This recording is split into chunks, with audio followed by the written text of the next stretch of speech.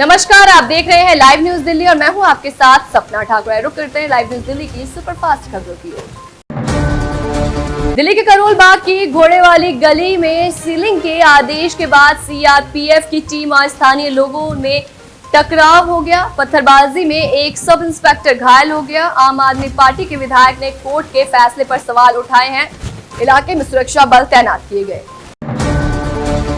आम आदमी पार्टी के नेता मनीष सिसोदिया की मौजूदगी में पार्षद रामचंद्र आम आदमी पार्टी में फिर से हुए शामिल। रामचंद्र और आप के 4 अन्य पार्षद हाल ही में बीजेपी में शामिल हुए थे। आम आदमी पार्टी में वापस आकर रामचंद्र ने कहा कि बीजेपी में शामिल होना उनके जीवन की सबसे बड़ी गलती थी और वो जीवन भर आम आदमी पार्टी में ही शामिल रहेंगे। दिल्ली में पश्चिम बंगाल की मुख्यमंत्री ममता बनर्जी के खिलाफ शिकायत की गई दर्ज। सुप्रीम कोर्ट के वकील विनीत जिंदल ने पुलिस कमिश्नर से शिकायत की। राष्ट्रपति भवन और गृह मंत्रालय को भी शिकायत भेजी गई। ममता ने कहा था कि बंगाल जलेगा तो असम और दिल्ली भी जलेंगे। झारखंड के पूर्व मुख्यमंत्री चंपाई सोरेन ने बीजेपी में शामिल होने से एक पहले बड़ी बात कही। उन्होंने कहा कि मैं कल बीजेपी में शामिल होने जा रहा हूं। वहां रहकर हम आदिवासी के औचित्य को बचाएंगे। मैं वहां से आदिवासियों के अस्तित्व की रक्षा करूंगा। उनकी आबादी घट रही है, मैं आवाज उठाऊंगा। बीजेपी में मुझे जो भी जिम्मेदारी दी जाएगी मैं उन्हें निभाऊंगा। महाराष्ट्र के पूर्व ट्रेनी आईएएस पूजा खेडकर की अग्रिम जमानत याचिका पर दिल्ली हाई कोर्ट में सुनवाई 5 सितंबर के लिए टली। दिल्ली पुलिस ने इस मामले में नई स्टेटस रिपोर्ट दाखिल करने के लिए वक्त मांगा। कोर्ट ने पुलिस को समय देते हुए सुनवाई 5 सितंबर के लिए टाल दी। जम्मू कश्मीर, पाकिस्तान और अफगानिस्तान में भूकंप के तेज झटके किए गए महसूस। रिक्टर स्केल पर भूकंप की तीव्रता 4.5 मापी गई। टीवी का नंबर 1 शो अनुपमा सभी का फेवरेट है। राजन शाही का शो पिछले कुछ सालों से टॉप पर है। इस शो को टीआरपी की गद्दी से अब तक कोई नहीं हटा पाया। अनुपमा हो या अनुज या फिर वनराज, शो में जुड़ा हर किरदार फेमस है। अनुपमा की शुरुआत साल 2020 में हुई थी। इस शो से पारस कलनावत जैसे कई सितारे अलविदा हो चुके हैं। बीते दिनों खबर आई थी कि अनुज उर्फ गौरव खन्ना और अनुपमा उर्फ रूपाली गांगुली भी लीक के बाद से ये शो छोड़ देंगे, लेकिन इन सभी अफवाहों को राजन शाही ने गलत बताया था। अनुज अनुपमा भले ही अब भी शो का हिस्सा है, लेकिन वनराज ने अचानक इस शो को अलविदा कह दिया है, जिसका खुलासा उन्होंने खुद ही किया है। वनराज का किरदार शो में अभिनेता सुधांशु पांडे ने निभाया था, जो इस शो से तब से जुड़े थे जब से ये शो नया था। उन्होंने शो में अनुपमा के पहले पति के रूप में काम किया। शो में उनको किरदार थोड़ा नेगेटिव था, जो अपनी पत्नी को अपने आगे कुछ नहीं समझता और किसी और महिला को घर में ले आता है। सुधांशु को अपने इस किरदार के लिए थोड़ा प्यार मिला और थोड़ी नाराजगी। अनुपमा छोड़ने की जानकारी खुद सुधांशु पांडे ने अपने आधिकारिक इंस्टाग्राम पर आकर लाइव दी है। उन्होंने कहा, आप सब लोग जानते हैं कि मैं पिछले 4 साल से आप लोगों के यहाँ रोज पहुँच रहा हूँ। एक कैरेक्टर प्ले कर रहा हूँ, जिसके लिए मुझे प्यार तो मिला, लेकिन साथ ही साथ नाराजगी भी झेलनी पड़ी। हालांकि आपकी नाराजगी भी मैं प्यार ही समझता हूँ, क्योंकि मुझे लगता है कि अगर आप मेरा कैरेक्टर देखकर नाराज नहीं होते तो मुझे लगता है मैं कुछ नहीं कर रहा हूँ।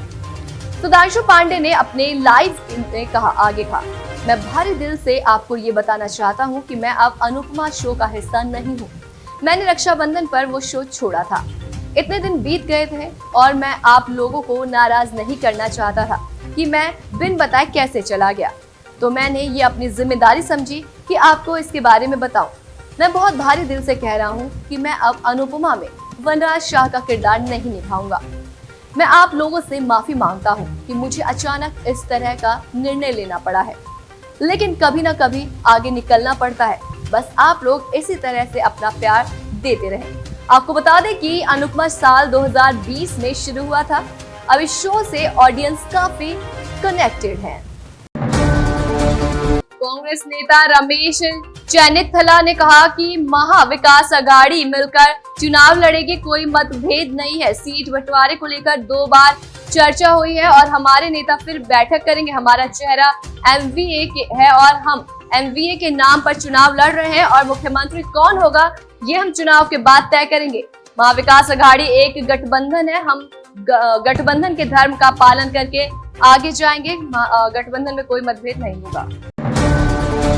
देश में आज से 5 दिन तक पासपोर्ट सेवा पोर्टल रहेगा बंद। इस दौरान कोई अपॉइंटमेंट शेड्यूल नहीं होगा। आज 8 बजे से 2 सितंबर तक सुबह 6 बजे तक पोर्टल बंद रहेगा। पासपोर्ट विभाग का कहना है कि टेक्निकल मेंटेनेंस की वजह से ऐसा किया गया है। चुनाव आयोग ने गुरुवार जम्मू कश्मीर में दूसरे फेज के वोटिंग के लिए अधिसूचना की जारी। इसके मुताबिक नामांकन दाखिल करने की आखिरी तारीख 5 सितंबर है, जबकि 6 सितंबर को स्क्रूटनी की जाएगी। 9 सितंबर तक उम्मीदवार अपना नाम वापस ले सकते हैं। दिल्ली में हरियाणा बीजेपी कोर कमेटी की आज अहम बैठक। इस बैठक में केंद्रीय गृह मंत्री अमित शाह, हरियाणा बीजेपी के चुनाव प्रभारी धर्मेंद्र प्रधान, राव इंद्रजीत, मनोहर लाल खट्टर, सुधा यादव समेत कई नेता मौजूद। बैठक नड्डा के आवास पर हुई।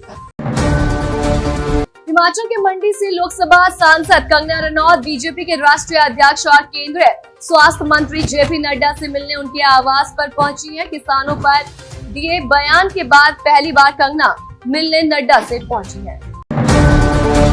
कोलकाता रेप मर्डर केस को लेकर कांग्रेस आज का प्रदर्शन करे। कोलकाता में कांग्रेस का ये प्रदर्शन दोपहर 2 बजे से शुरू हुआ था।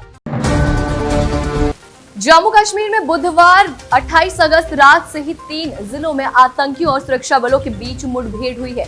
राजौरी, कुपवाड़ा और पूंछ में सेना ने आतंकियों के नाकाम मंसूबों पर पानी फेरते हुए उनके खिलाफ ऑपरेशन की शुरुआत की है। राजौरी के खेड़ी, मोहरा, लाठी और दंथल इलाके में बुधवार 28 अगस्त देर रात एनकाउंटर शुरू हुआ। सुरक्षा बलों ने इलाके को घेर लिया। जम्मू कश्मीर पुलिस ने आतंकियों के साथ मुठभेड़ की पुष्टि की है। कुपवाड़ा में सुरक्षा बलों ने बुधवार शाम वास्तविक नियंत्रण रेखा पर घुसपैठ की कोशिशों को नाकाम किया है। यहाँ भी आतंकियों संग एनकाउंटर हुआ है और उन्हें ढेर कर दिया गया है। कुपवाड़ा में LOC पर 2 जगह घुसपैठ की कोशिश की गई, जिसे सुरक्षा बलों ने नाकाम कर दिया। अब दोनों ही लोकेशन पर घुसपैठियों की तलाश की जा रही है। हालांकि लगातार हो रही बारिश की वजह से सर्च ऑपरेशन मुश्किल होता जा रहा है। मौसम विभाग मौसम ठीक होते ही सर्च ऑपरेशन तेज कर दिया जाएगा। गुरुवार को उत्तरी कश्मीर के कुपवाड़ा जिले के कुमकाड़ी इलाके और तंगधार सेक्टर में 2 घुसपैठ विरोधी अभियानों में 3 आतंकी मारे गए हैं। सेना ने कहा है कि चल रहे घुसपैठ विरोधी अभियान में कुमकाड़ी इलाके के 2 आतंकियों का शव और तंगधार इलाके में 1 आतंकी का शव देखा गया। जम्मू कश्मीर पुलिस ने बताया है कि 28 अगस्त को रात 9:30 बजे सुरक्षा बलों ने खेड़ी, मोहरा, लाठी और दंथल क्षेत्र के इलाकों में सर्च ऑपरेशन शुरू किया। इस दौरान लगभग 11:15 बजे आतंकियों से संपर्क स्थापित हुआ। फिर खेड़ी, मोहरा इलाके के पास आतंकियों और सुरक्षा बलों के बीच गोलीबारी शुरू हो गई थी। सूत्रों ने बताया कि इलाके में सुबह 6 बजे तक रुक कर फायरिंग हुई। 2 से 3 आतंकियों के छिपे होने की आशंका जताई गई है। फिलहाल इलाके को घेर लिया गया है। जम्मू कश्मीर के पूंछ में भी सेना के जवानों और आतंकियों के बीच मुठभेड़ हुई। यहाँ सिंधरा इलाके में हुई मुठभेड़ में सेना को बड़ी कामयाबी हासिल हुई है। सेना को आतंकियों से मुठभेड़ के बाद चीन में बने 6 ग्रेनेड बरामद हुए। फिलहाल उन्हें अपने कब्जे में ले लिया गया है। माना जा रहा है कि चीन के जरिए इन हथियारों को पाकिस्तान को दिया गया होगा और फिर पाकिस्तान ने आतंकियों को इन्हें थमाकर सीमा के इस पार दहशत फैलाने के लिए भेजा होगा। देश में तमाम छोटी बड़ी खबरों से जुड़ने के लिए देखते रहें लाइव न्यूज दिल्ली।